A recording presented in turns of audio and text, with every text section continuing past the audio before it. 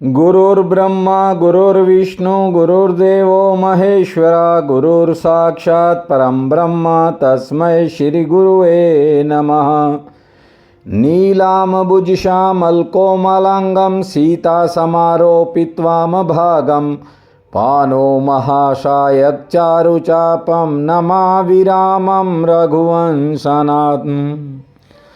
त्वमेव माता च पिता त्वमेव बन्धु च सखा त्वमेव विद्या च द्वर्णं त्वमेव सर्वं मम देव वासुदेवसुतं देवं कंसं चानुर्मर्दनं देवकी परमानन्दं कृष्ण वन्दे जगद्धं।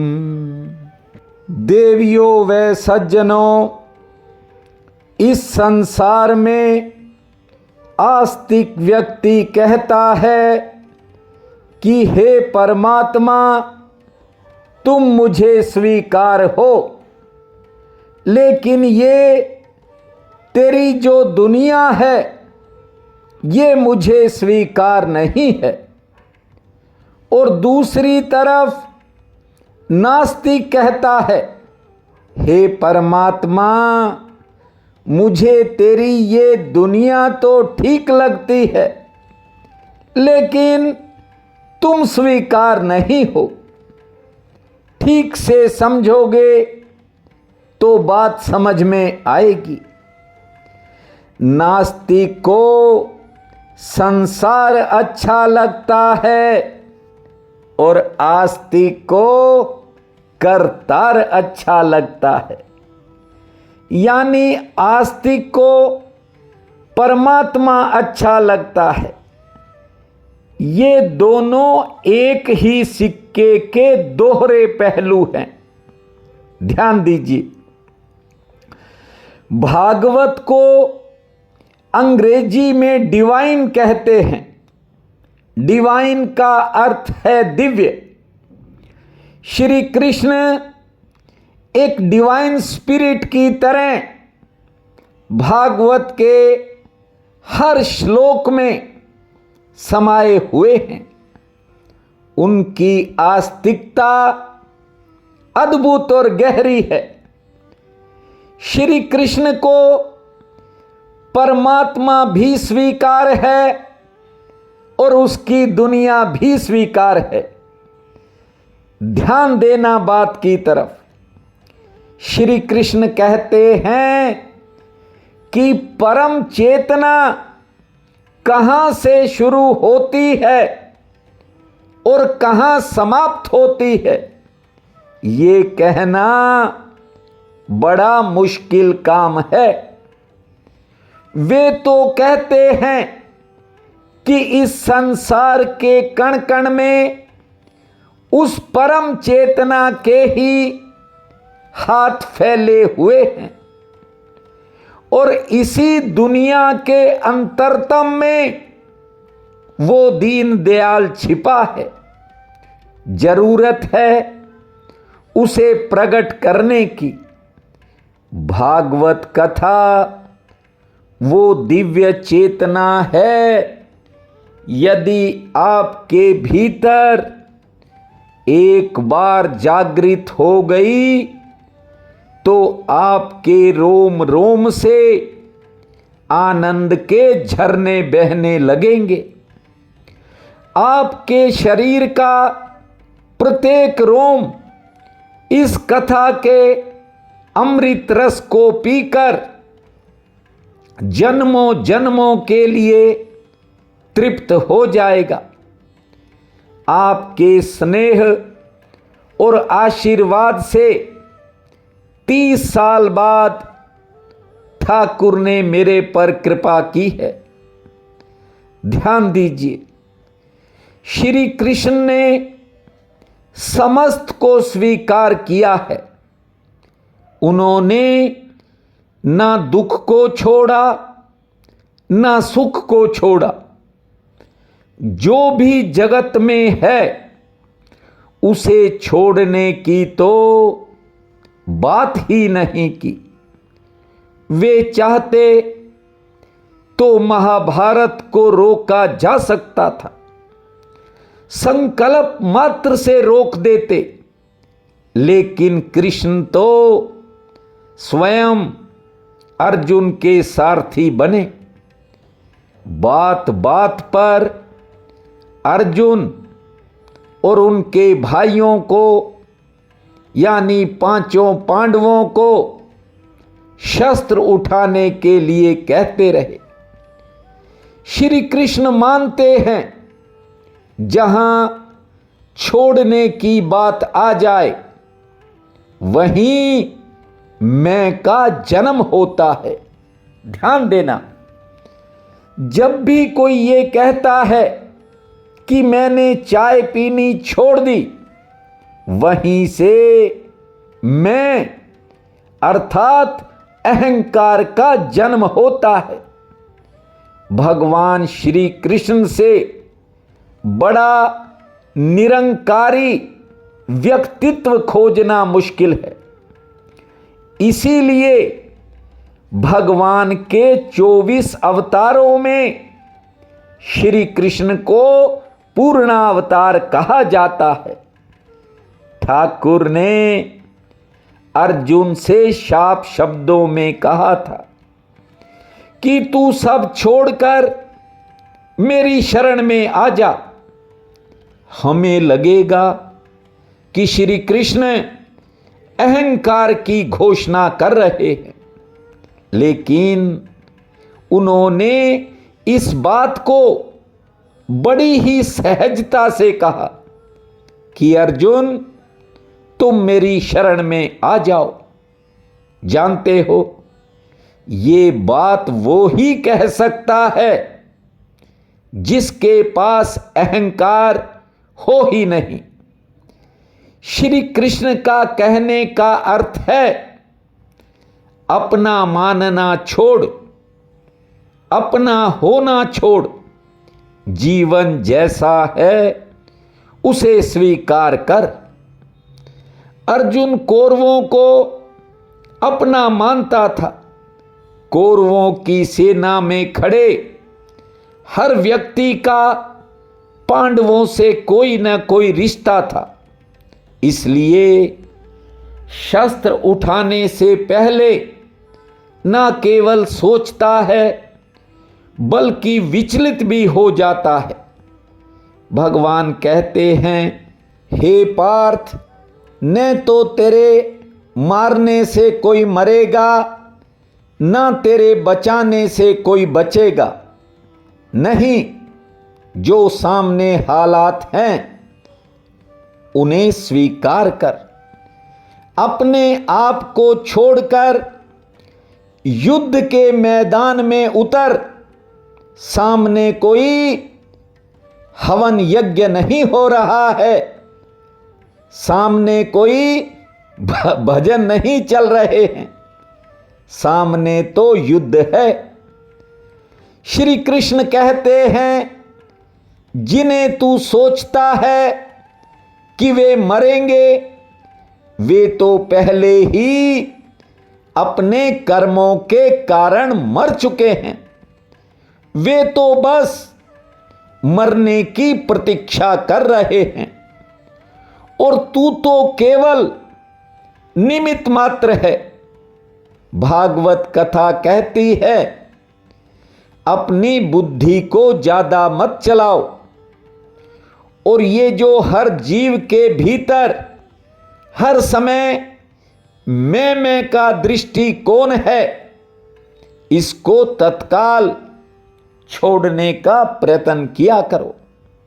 अन्यथा मैं करते करते, मेरा मेरा कहते कहते ये जीवन बीत जाएगा। हाथ खाली के खाली रह जाएंगे। अपने सभी कर्मों को ठाकुर के समर्पित कर दो और जितना समय कर सको उसका भजन किया करो। अपने आप को गोविंद में डुबो दिया करो। गोविंद मेरो है, गोपाल मेरो है। गोविंद मेरो है, गोपाल मेरो है। अरे बाके बिहारी नंदलाल मेरो है। अरे बाके बिहारी नंदलाल मेरो है।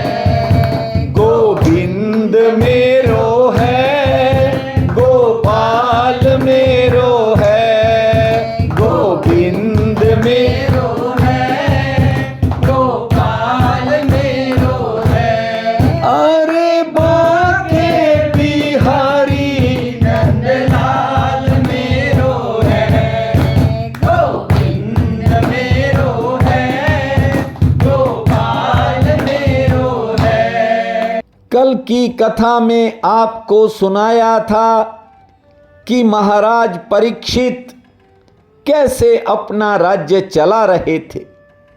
धर्मात्मा राजा के राज्य में किसी को दुख हो ही नहीं सकता था, क्योंकि जो राजा धर्म के अनुसार राज्य चलाता है, धर्म भी उसके राज्य की रक्षा करता है। जब सब धर्मानुसार चल रहा था तो कलयुग सोचता था कि मैं राजा परीक्षित के राज्य में अपना पंजा कैसे फैलाऊं। कलयुग ने ये बात भी ठीक से समझ ली थी कि राजा परीक्षित के जीते जी वो प्रजा पर हावी नहीं हो सकता।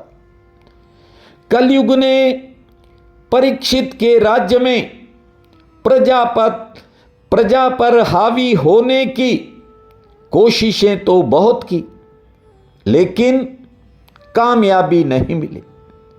उसका एक कारण ये भी है कि परीक्षित की रक्षा प्रभु चारों तरफ से करते हैं। जब जन्म हुआ था ना, चारों तरफ परिवार के लोग खड़े थे। उन्होंने किसी की तरफ देखा तक नहीं, बस रोते ही रहे। पर जब भगवान ने वही दर्शन दिए जो मां के गर्भ में परीक्षित को देखने को मिलते थे, तब परीक्षित खिलखिलाकर मुस्कुराए थे। जानते हो, हर व्यक्ति ने उन्हें गोद में उठाया, लेकिन मुस्कुराए नहीं, रोते ही रहे। भक्त बिना ठाकुर के दर्शन के कब मानता है? आप भी मत मानना, ठाकुर से कम कभी समझौता मत करना। मानव देह मिली है, यदि जीते जी अपने हृदय में उसका दर्शन ना कर पाए, तो दूसरे जन्मों की तरह जो पहले हो चुके हैं, एक बार फिर ये जीवन बेकार चला जाएगा। राजा परीक्षित के सामने दूसरे राजा भी युद्ध में नहीं टिक पाते थे। उन्होंने दिग्विजय को प्राप्त कर लिया। परीक्षित जहां भी जाते, उन्हें भगवान की लीलाएं सुनने को मिलती, प्रसन्न हो जाते। पांडवों और श्री कृष्ण की गाथाओं को सुनकर उनका हृदय हर्षित रहता था। और विजय पाने के बाद जब राजा परीक्षित वापिस लौट रहे थे, तो रास्ते में उन्होंने देखा कि एक बैल केवल एक ही पैर पर खड़ा है और उसके पास एक गाय भी खड़ी है, काफी दुबली पतली, रो रही है। एक पैर वाला बैल गाय से पूछ रहा है, हे मां, तुम क्यों रो रही हो? कहीं मेरे कटे हुए पैर को देखकर तो नहीं पीड़ा हो रही तुम्हारे मन में?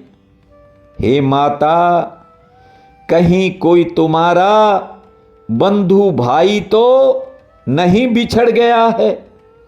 हे माता, मैं जानता हूं कि आगामी समय में समय पर वर्षा नहीं होगी और संतानें माता पिता के कहने में नहीं चलेंगी। पुत्र बात बात पर जवाब देगा। राजनीति नीच लोगों के हाथों में चली जाएगी और ये इंसान पैसे और काम का दास बन जाएगा। कमाना और खाना यही सिद्धांत रह जाएगा। कहीं इस कारण से तो नहीं रो रही हो? या फिर भगवान श्री कृष्ण ने अपनी लीला समाप्त कर दी, इस कारण तो नहीं पीड़ा हो रही? ध्यान से समझिए, ये जो एक पैर पर खड़ा बैल है, ये था धर्म, और ये जो गाय रो रही है, ये पृथ्वी माता है। कलयुग में धर्म का एक ही चरण बचा है, वो है दान। प्रगट चारि पग धर्म के, कली में एक प्रधान। जेन देन विधि कीनिए, दान करे कल्याण। भगवान श्री कृष्ण का नाम लेकर जो बन पाए वो कर दिया करो। ये इस लोक में भी और परलोक में भी आपके काम आएगा। श्री कृष्ण गोविंद हरे मुरारी, हे नाथ नारायण वासुदेवा। श्री कृष्ण गोविंद हरे मुरारी, हे नाथ नारायण वासुदेवा। हे नाथ नारायण वासुदेवा, हे नाथ नारायण वासुदेवा। श्री कृष्ण गोविंद हरे मुरारी, हे नाथ नारायण वासुदेवा। कलयुग में सत्य, दया और तप, ये तीनों चरण नहीं रहे। बस एक दान की परंपरा थोड़ी बहुत चल रही है। इसलिए कलयुग में कुछ कुछ दानी सज्जन पुण्य कर लेते हैं, क्योंकि दान के प्रभाव से कलयुग में पाप और दोषों का नाश होता रहता है। दुख और पीड़ा कम हो जाती है। दान करने से मन शांत रहता है। पृथ्वी ने बैल के रूप में खड़े धर्म से कहा कि श्री कृष्ण धरती से चले गए हैं, मैं उनके वियोग को सहन नहीं कर पा रही हूं और इसी कारण रो भी रही हूं। राजा परीक्षित ने वहां एक और दृश्य देखा। ध्यान से सुनो। एक व्यक्ति गाय बैलों को अपने पैरों से मार रहा था, लेकिन जो बैल है वहां, ये धर्म का स्वरूप है। गाय माता मां का स्वरूप मानी गई है। इनको लात मारने से बड़ा पाप कोई नहीं होता। इस दृश्य को देखकर राजा परीक्षित अपने रथ से कूदे। उन्होंने धनुष पर बाण चढ़ाया और पहले बैल से ही पूछा कि ये व्यक्ति तुम्हें क्यों मार रहा है? बैल रूपी धर्म ने कष्ट के संबंध में कहा कि शास्त्रों में अलग अलग मत हैं। मैं क्या बताऊं कि किस कारण ये पीड़ा है। ये मतभेद सुनिए, ध्यान दीजिए। कोई कहेगा कि ये कष्ट पिछले जन्म का है, ऊपर से आता है। कोई कहता है काल अर्थात समय दुख देता है। कोई शास्त्र कहता है कि इंसान को अपने कर्म ही दुख देते हैं, और कोई कहता है इंसान का मन ही सुख और दुख का कारण है। मैं किसके बारे में तुम्हें बताऊं कि कौन मुझे कष्ट दे रहा है? सबके अपने मत हैं। ध्यान देना, राजा परीक्षित समझ गए कि ये तो साक्षात धर्म है, क्योंकि धर्म किसी को दोषी नहीं मानता। और जब राजा ने मारने वाले उस व्यक्ति से पूछा कि सच बता तुम कौन हो, वरना अभी मार डालूंगा।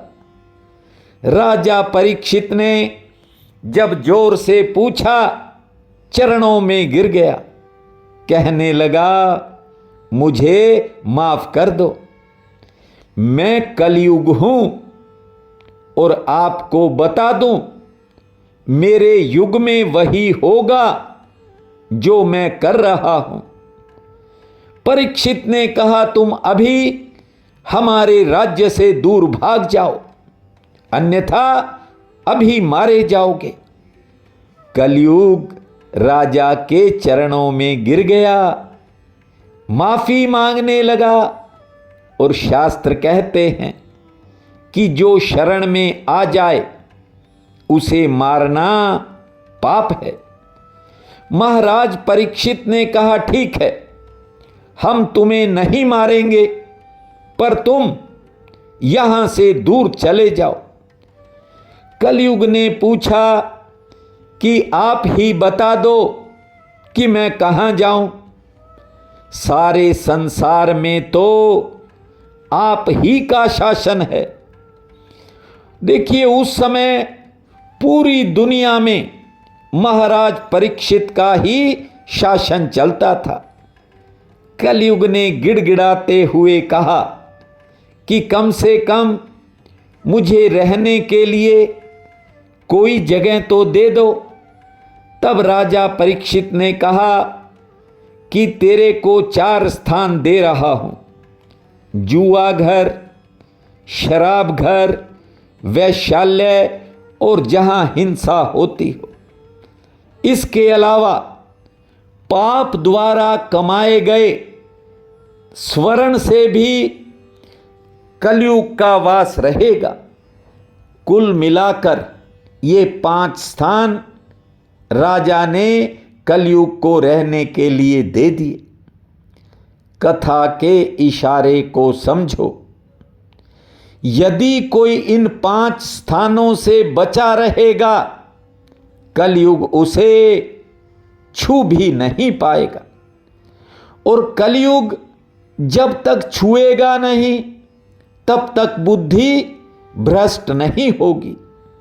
जानते हो, बुद्धि में विकार तब पैदा होने लगते हैं जब कलयुग का प्रभाव इंसान पर हावी हो जाता है। अब देखिए, राजा परीक्षित ने खुद कलयुग को रहने की जगह दी है, निवास के स्थान बताए हैं, और स्वयं ही कलयुग के जाल में फंस गए। आगे की बात पूरे ध्यान से सुनो। जरासंध को जब भीम ने मारा, तब भीम एक सोने का मुकुट वहां से लेकर आया था, और वो मुकुट जो था वो पाप की कमाई से बना था। विधि का विधान देखो। आज उसी मुकुट को सिर पर धारण करके राजा शिकार करने जा रहे हैं और वो स्वर्ण मुकुट सिर पर रखते ही परीक्षित पर कलयुग हावी हो गया। उस दिन जंगल में कुछ जीव अनावश्यक ही राजा के हाथों मारे गए। मुकुट के कारण राजा की बुद्धि भ्रष्ट हो गई। जंगल में दौड़ते दौड़ते अचानक प्यास लगी और ऋषि शमीक के आश्रम पर पहुंच गए। शमीक ऋषि उस समय गहरे ध्यान में जा चुके थे।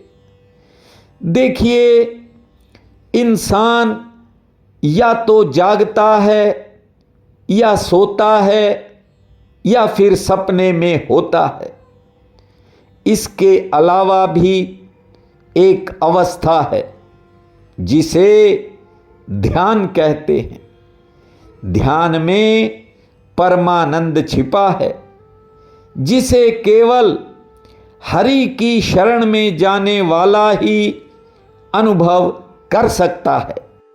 हरि शरणम हरि शरणम हरि शरणम हरि शरणम हरि शरणं हरि शरणं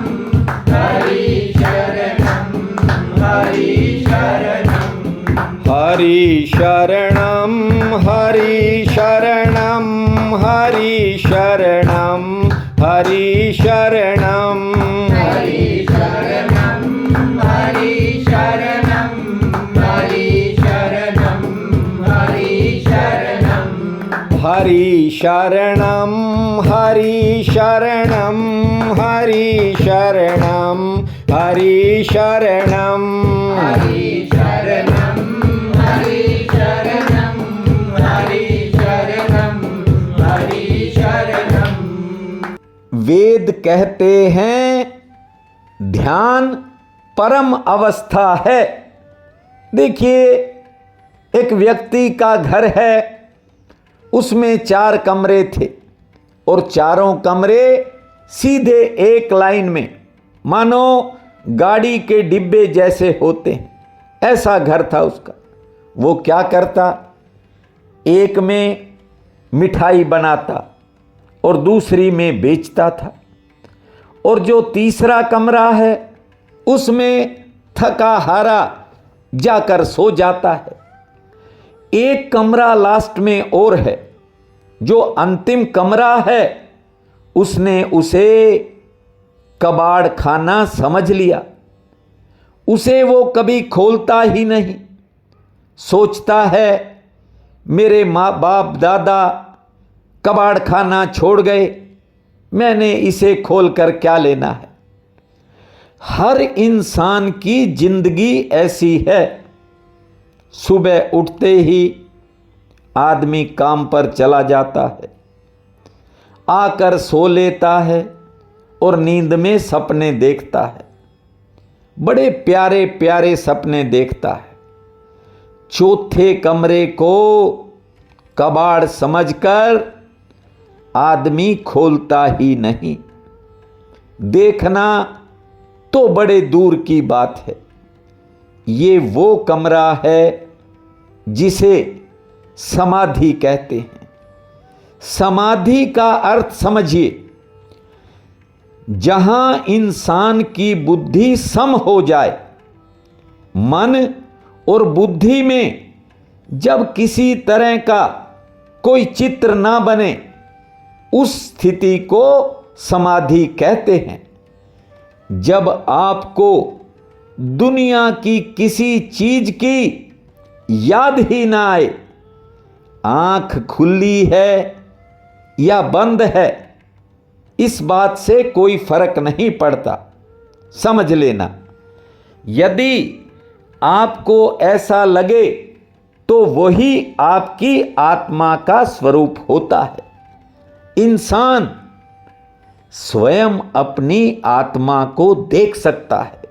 ध्यान दीजिए, जैसे कोई जल की धारा बह रही है, उसमें आदमी को अपनी शक्ल साफ नहीं दिखाई देगी। जब तरंग नहीं उठेंगी, ठहरा हुआ जल होगा जो हिल नहीं रहा हो। उसमें आप ठीक से अपने प्रतिबिंब को देख सकेंगे। यदि जल हिल रहा है तो कैसे आप अपनी सूरत देखेंगे, और यदि पानी गंदला है तो भी आप अपनी शक्ल ठीक से नहीं देख पाओगे। यदि पानी में ठीक से अपने प्रतिबिंब का अवलोकन करना है तो पहले 2 शर्तों को ठीक से समझ लो। पहली शर्त यह है कि जल निर्मल होना चाहिए, और दूसरी शर्त यह है कि जल निश्चल होना चाहिए। जल चंचल नहीं होना चाहिए, और यही बात हर इंसान पर है। ध्यान दीजिए, भागवत कथा कह रही, आपको इधर उधर भटकने की जरूरत नहीं। हर व्यक्ति की स्थिति एक जैसी ही है। आपको अपने भीतर आत्मा के माध्यम से परमात्मा के दर्शन हो सकते हैं। शर्त वे ही दोनों हैं।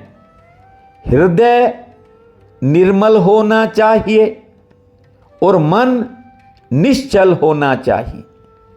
हृदय में किसी भी प्रकार का पाप ना हो, मन में कोई तरंग न उठे, अर्थात मन चंचल ना हो, फिर आपको पता लगेगा कि आनंद किसे कहते हैं।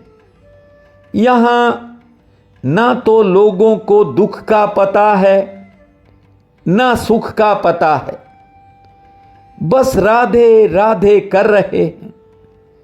भाई, राधे का अर्थ मालूम है? राधे का अर्थ समझिए, हे बांके बिहारी राह दे, राह रास्ता दे दे, राधे राधे, राह दे प्रभु, हमें राह दे, हम भटक रहे हैं। आप भागवत कथा सुन रहे हो, चाहता तो 7 दिन में पूरी कर सकता था। यहां लोगों को हर काम में जल्दी रहती है, इसी कारण पूरी जिंदगी अपने गलत फैसलों पर पछताते हैं। पर मुझे कोई जल्दी नहीं है। मैंने तंबू गड़वाकर टेंट नहीं लगाया, भीड़ को इकट्ठा नहीं किया है। जिसे सुनाना चाहता हूं वो सुन रहा है। उनके माता पिता पूर्वज सब सुन रहे हैं। मेरा प्रयास है कि आप इतने सक्षम हो जाओ कि ठाकुर का स्वरूप आपको आपके भीतर ही दिखाई पड़ने लगे। उपनिषदों में लिखा है कि सामान्य लोगों के मुकाबले अभिनेताओं को ज्यादा आनंद मिलता है। ध्यान से सुनना, उपनिषद की बड़ी बात सुना रहा। साधारण व्यक्ति के मुकाबले अभिनेताओं को 100 गुना ज्यादा आनंद मिलता है, और उनसे 100 गुना ज्यादा आनंद राजा को मिलता है। राजा से 100 गुना ज्यादा आनंद पितरों को मिलता है, और पितरों से 100 गुना ज्यादा आनंद देवताओं को मिलता है। देवताओं से 100 गुना ज्यादा आनंद देवताओं के गुरु बृहस्पति देव को मिलता है, और बृहस्पति देव से 100 गुना ज्यादा आनंद ब्रह्मलोक में रहने वालों को मिलता है, और ब्रह्मलोक में रहने वालों से 1000 गुना ज्यादा आनंद उस भजन करने वाले को मिलता है जिसके मन में किसी भी तरह का कोई संकल्प नहीं उठता। आपको ब्रह्मा के ब्रह्मलोक में जाने से भी अधिक आनंद आपको वहां मिल सकता है जहां आप रहते हो। जहां आप हो वहीं मिल सकता है, इसी जन्म में मिल सकता है। बस उसके लिए थोड़ी खोज करनी पड़ेगी। भगवान के भजन में डूबकर उस स्थिति को पैदा करना होता है। आगे की कथा आपको कल सुनाएंगे। आज तो आपके घर में भजन की स्थिति बनाएंगे। श्री कृष्ण गोविंद हरे मुरारी, हे नाथ नारायण वासुदेवा। श्री कृष्ण गोविंद हरे मुरारी, हे नाथ नारायण वासुदेवा।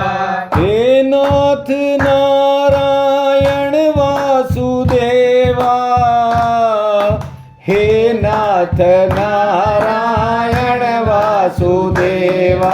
श्री कृष्ण गोविंद